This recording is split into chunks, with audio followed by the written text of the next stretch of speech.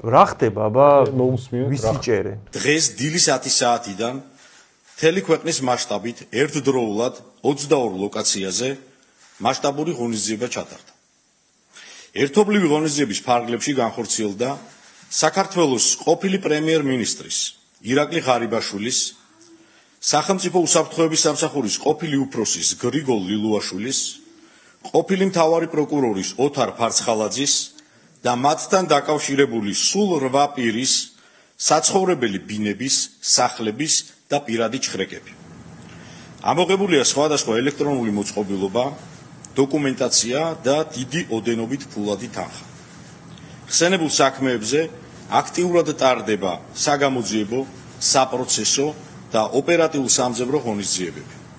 გამოძიების მიმდინარეობის და შედეგების თაობაზე საზოგადოებას პერიოდულად დამატებით მოგახსენებთ. მე შეიძლება გამომჩა და ამ ტექსტში იყო ნათქვამი რა საქმეზე არის, ანუ რა მოხზე და არ არის გარკვეული ბოლომდე. ანუ სავარაუდოდ იყო რაღაცა ნახსენები იყო ირიბოთ რაღაც კორუფციაზე, მაგრამ საბოლოო ჯამში რა ხდება, რაზე გამოძიება, რაზე მიმდინარეობს. გარკვეული არ არის, მაგრამ ერთი რაღაცა ფაქტია, რაღაცა უკიდურესად სერიოზულზე მიმდინარეობს. კვლევა, იმიტომ რომ ხა პრემიერ-მინისტრის და სუსის ყოფილი უფროსის და ყოფილი გენპროკურორის, ნუ ეგ შეიძლება ნაკლებად წონა. ნუ ეგ ფიგურა არის, რომელზეც აქ ვიღაცეები საუბრობდნენ ფარცხალაძეზე, რომ აი ოცნება მაგით ალაგებს რუსეთში და რაღაცა ეგეთ იმას სტატუსის თვალსაზრისით გასაგებია, რომ ნაკლებად წონადი ფიგურაა და ისედაც თავისი რეპუტაციიდან გამომდინარე უაღრესად ოდიოზური ფიგურაა და მანდიდან გამომდინარე მასთან შესვლა ნაკლებად რეზონანსული და გასაკვირი იქნებოდა უდიდესი ნაწილისთვის საზოგადოების. მაგრამ პრემიერ-მინისტრი ყოფილი და სუსის უფროსი ეგ არის ფიგურები, რომლებიც თუ უკიდურესად მძიმე ფაქტთან არ აქვს საქმე, მიზეზი თუ არა მძიმე, ასე რეზონანსულ აბიზე, ნუ არარეალური იყო წასვლა. მოდი მანდ რას დავამატებ იცი, აი სანამ მიზეზებზე გადავალთ და გარჩევაზე, მოდი ერთი რაღაცას დავამატებ კიდე, რომ მაგალითად დღევანდელი ჩხრეკვა რა დატვირთვას ატარებს, ეგ მინდა რომ განუმარტო ჩვენ მაყურებელს. ნახეთ, უშიშროებას რო დაჭიროებოდა მათი სახლიდან რაღაცა დოკუმენტების ამოღება, მაგისი გაკეთება ოცნებას შეეძლო საჯარო აფიშირების გარეშეც. ანუ ეგ ფაქტი უნდა გვესმოდეს ძალიან კარგად. ანუ პირობითად ახლა ივანიშვილის ან კობახიძის გადაწყვეტილებით დინარაძეს რო გაეცა ბრძანება, რომ შედით ახლა ღარიბაშვილთან სუსის ოპერატიული ჯგუფი და იქიდან წამოიღეთ ინფორმაცია, კომპიუტერები და ასე შემდეგ. ისე რომ ვერავინ ვერ გაიგოს. ეგ ხო ჩვეულებრივად მოხერხებადი იყო, ისე რომ არ გაჟონავდა ეგ ინფორმაცია, ან დარჩებოდა რაღაცა ნოდარ მელაძის შაბათმა გაარკვია, რომ მე მგონი ვიღაცა იყო, ოღონდ არაფერი არ აქვს, ვიღაცა მოგვიყვა ჩუმათეს. აი ეგეთ დონეზე დარჩებოდა. რახან სახელმწიფო მიიღო გადაწყვეტილება, რომ ეს ყველაფერი გასაჯაროვდეს, ამაზე ბრიფინგი ჩატარდეს და გააოფიციალურეს. ეგ ჩემი აზრით მათ შორის ნიშნავს იმას, რომ მტკიცებულებები უკვე აქვთ. აი ახლა ეგეთი ვარიანტი, რომ ყოფილი პრემიერის სახლში, რომელიც აქამდე გამოცხადებული ყავდა ძალიან მაგარ პრემიერად, ჩხრეკა ჩავატარეთ და ვერაფერი ვერ ვიპოვეთ, შეგვეშალა. ეგ ხო საერთოდ არ არსებული სცენარია, ანუ საჯაროდ მაგის ბრიფინგს იმიტომ ატარებ და საჯაროდ იმიტომ ასაჯაროვებ, რომ ჩხრეკაზე შევედით, რომ უკვე იცი, რომ ნუ მაგას რაღაცა მოყვება.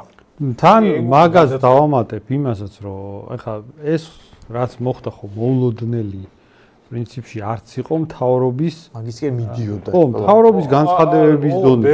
ძალიან ბევრისთვის მოულოდნელი. ბევრისთვის იყო მოულოდნელი, მაგრამ დაკვირვებული ადამიანისთვის მოულოდნელი არ უნდა ყოფილიყო, რატო? იმიტომ რომ რაღაცა მინიშნებები ამ მიმართულებით კეთდებოდა იმ გაგებით, რომ აი, ნუ, ეხა ყობახიძე პირდაპირ რაღაც დღეების წინას თქვა, რომ ჩემ პრემიერობის დროს წასული ხალხი იყვნენ რაღაცებში მაგრამ აი მაგალითად ღარიბაშვილის ახლო მეგობარი ჯუანშერ ბურჭულაძე, რომელიც ყოფილი თავდაცვის მინისტრი არის, ჯერ ბურჭულაძის მეგობარი დააკავეს, მერე თვითონ ყოფილი თავდაცვის მინისტრი და მან ყველა რაღაც, ანუ ყოველ შემთხვევაში ვინც ინტერესდებოდა, დიდ ნაწილს გაგვიჩნდა ეგეთი განცდა, რომ როგორ ჩანს ღარიბაშვილამდე მიდიან, მაგრამ შოთა რაში არის იცი მართალი? ოცნების მხარდამჭერების აი ესეთ მსუყე ნაწილს, რომელიც ღარიბაშვილთან გადაღებული ფოტოების წაშლის პროცესშია ეხა.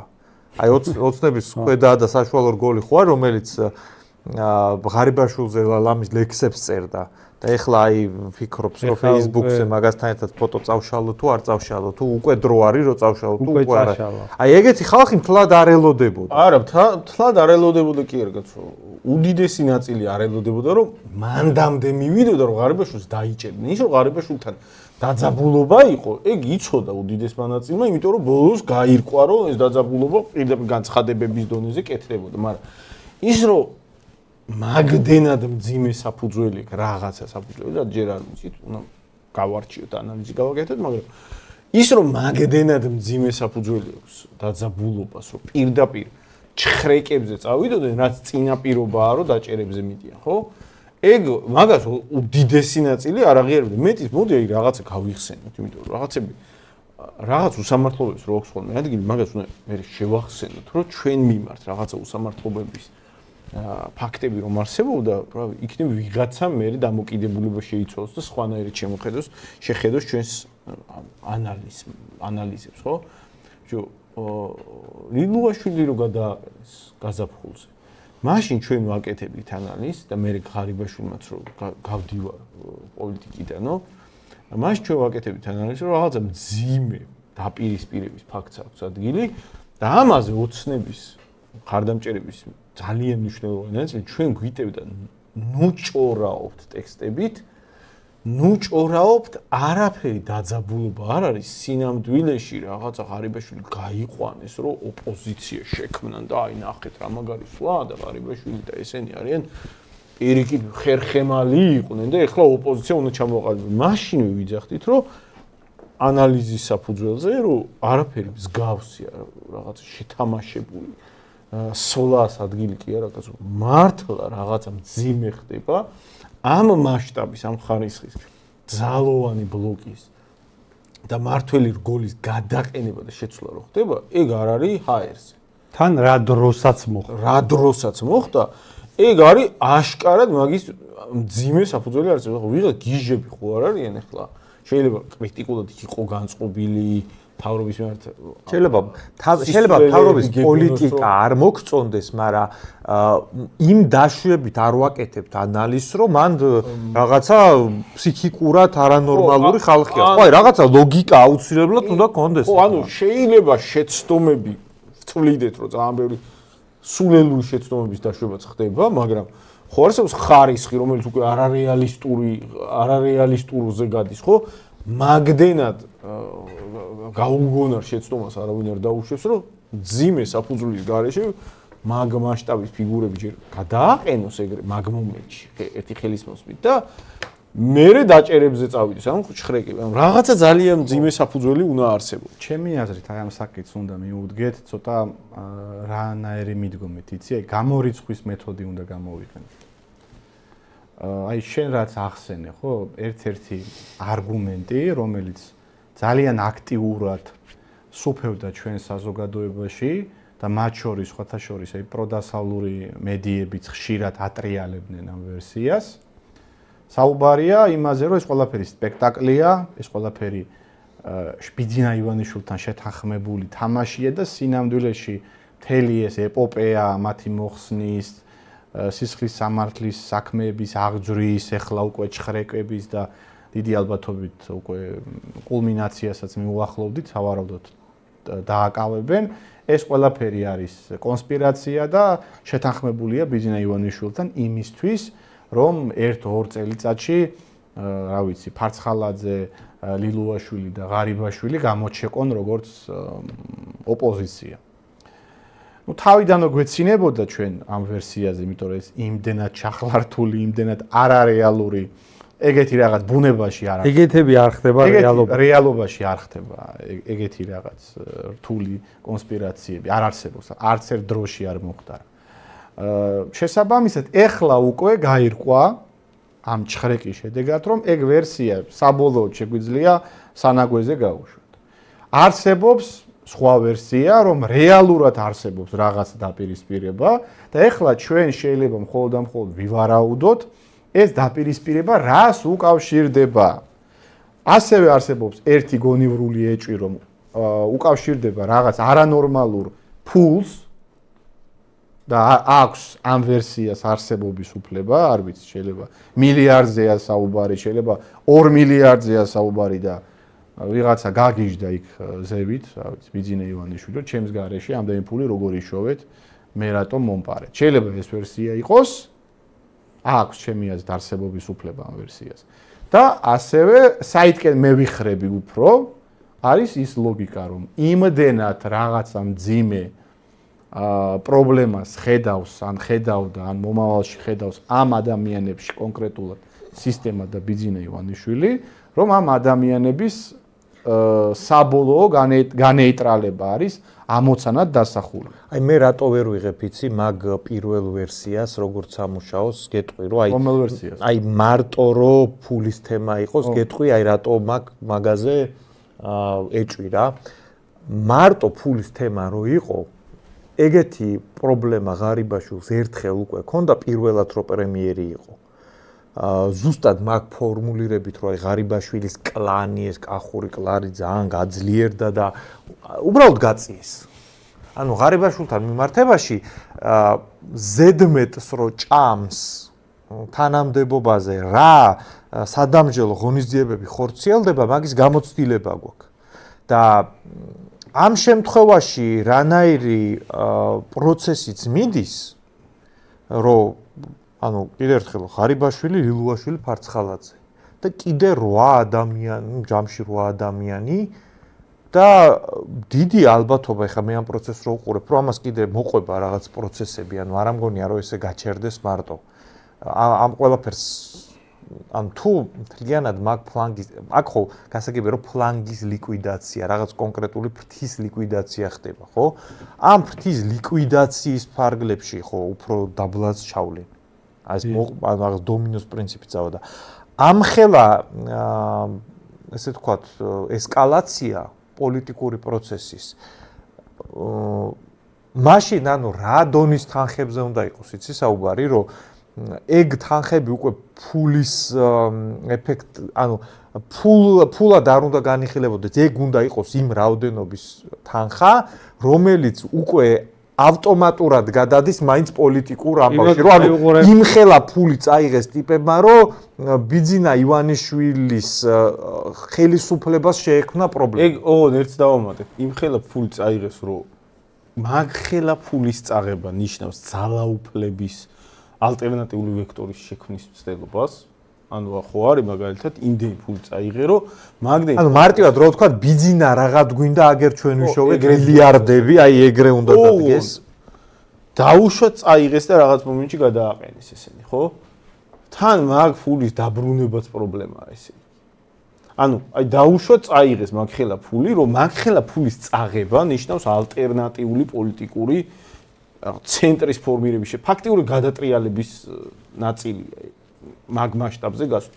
მაგრამ მას შემდეგ რაც ამ ესენი გადააყენეს და ძალაუფლებას ჩამოაცილეს, ამ თანხების დაბრუნებაც პრობლემაა. მაგაზე სხვათა ბევრი საუბრობდა, რომ ეხა მაგათ უბრალოდ ფულს მოატანინებენ და აი ფულის სანაცვლოდ გაუშვენ. ეგეთი რაღაცები ვრცელდებოდა და ეგრე არ მოხდა. ანუ ან ვერ მოიტანეს ეგ ფული, ან უბრალოდ ფულის მოტანის თემა არ არის მანდ.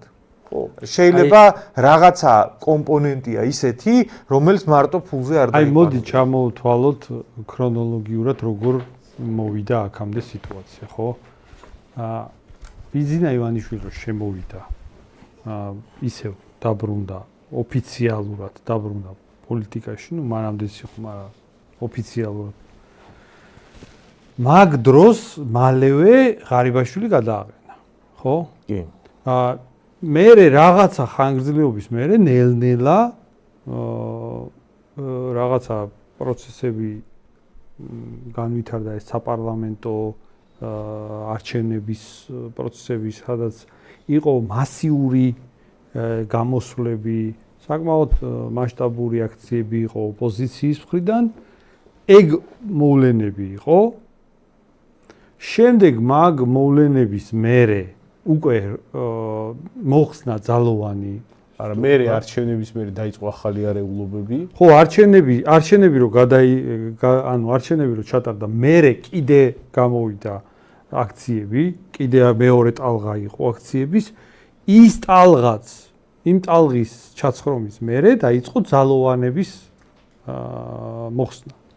ძალოვანები რომ მოხსნეს, შემდეგ უკვე ოპოზიცია კიდე რაღაცა ახალ ტალღას იგონებდა, რომ ნაკლებად პრემიერ-მინისტრი ახალი კობახიძე აკეთებდა მუდმივად მინიშნებებს, რომ სინამდვილეში ეხლა რასაც გვიწყობენ, ჩვენი გუნდის ყოფილი წევრები აფინანსებენ სინამდვილეში ინფორმაციებს. ეგენი აძლევენ ფული, ამათგან მისდიოდათ ეს ანიტას ეპოპეა რაც იყო, იძახდნენ რომ ჩვენი აბეიშვილს მიწერილი ქონდა მეტსახელი ანიტა და ჩვენი გუნდის წევრი აძლევდა ფულს.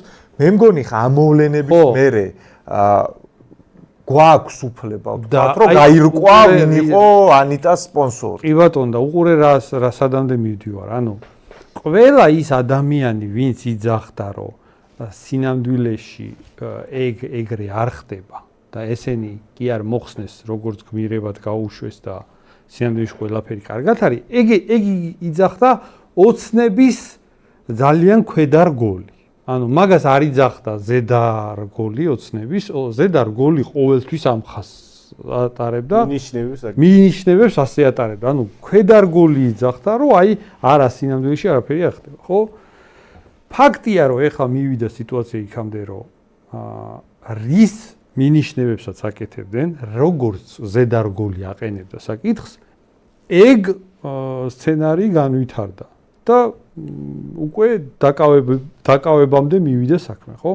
და ეგ რას გამოხატავს? ანუ გამოხატავს იმას, რომ ის ადამიანები ყველაზე დიდი ალბათობით კონტროლიდან გამოვიდნენ, ანუ გამოვიდნენ კონტროლიდან, რა ფუნქციისთვისაც თანამდებობებზე იყვნენ დანიშნული, იმ ფუნქციას გადაუხვიეს და თავისი ამბიციები გაუჩნდათ და ქვედარგოლის რაღაცა პოზიციები პირიქით იმის მიმანიშნებელია, რომ ოცნების აი ეს სქემა რა საფრთხის შემცველია, რომ ქვედარგოლი ვერც იგებს სცენარი საითმიდის და როგორ რა ხდება ქვედარგოლმა არის ის, იქ შეიძლება ვიღაცა კონტროლიდან არის გამოსული და ქვედარგოლი იმას აქებს. ანუ აქ ხო ეგ ხო ყველას ახსოვს, რომ აი მაგალითად ვიღაცა ადამიანები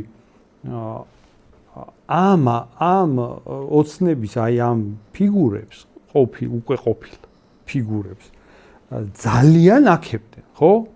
ამათ ავტორიტეტი ჰქონდათ. ამათ ჰქონდათ ძალიან ავტორიტეტი. შემადგენელი. ოცნებაში მთლიანად ესენი იყვნენ ძალიან საქებარი ხალხი. ხო და ეგ გამოხატავს იმას, რომ ოცნებაში ვიღაცეები კონტროლიდან გამოდიან და ქვედარგოლი ვერ წხვდება. ანუ ქვედარგოლი შეიძლება გაიყოლოს რაღაც მომენტში, ანუ აი ამ დაბნეულობა. მაგაზე მინდა გითხრა, რომ აი ახლა ხო მიდის ეს პროცესი და მე დიდად კი არ ვაკვირდებოდი პროკურატურის განცხადებას ან აი ესეთ მაღალი ეშელონის ტიპები ვირას რეაქციას აკეთებდნენ. აი მე ყველაზე მეტად მაინტერესებდა ქართული ოცნების აი ესეთი Facebook opinion maker-ებს და მებს აი ლაზრის ლიდერებს და ასე შემდეგ რო ეძახიან, ანუ მოკლედ მარტივად მუშურგლეხურად რო თარგმნო, ხო არიან აი ცნობილი ოცნების გამპრავებლები.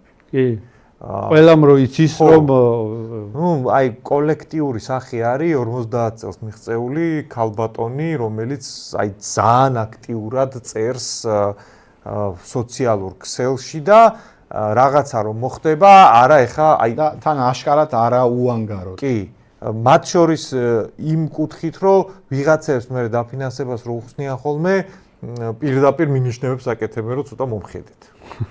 ეგეთები შეინიშნება ხოლმე და აი ეგ პლასტი რას შვებოდა უყურებდი რა და ნაწილს მაგალითად პირდაპირ ქონდა რომ აი რა ხდება კაცო ეს ჩვენი სასიქადულო ღარიბაშვილი რას აკეთებთ ეს ხომ აი ეტყობა რომ აი უნდა გადავიდეს უკვე შეურაცხყოფაზე მაგრამ ვერ გადადის და ნუ აუცილებლად აი ხელწერა საერთო შემიძლია გითხრათ რომ ყველა აი ვიღაცები წერენ რომ მე ამას ირაკლისგან არ ველოდი არ ველოდი ამას ირაკლისგან რა ვერ გაძღნენ მე მეგონა რომ ესენ პატარა ვიღაცა ამ რეჟიმზე გადავიდა ვიღაცა გადავიდა რომ არა მე არ მჯერა და საერთო აქ ერთი რომ ბოლოს ყოველთვის და ერთადერთი ვისი იმედიც მაგ არის ბიზნესმენშვილი აი ეს ხო ორი ბანაკი გაიხლიჩა მაგრამ ტექსტი აუცილებლად ეგრე თავდება რა და უბრალოდ ეს ბანაკები სინამდვილეში არა გეტყვი რა მნიშვნელობა მაინც ერთ ბანაკამდე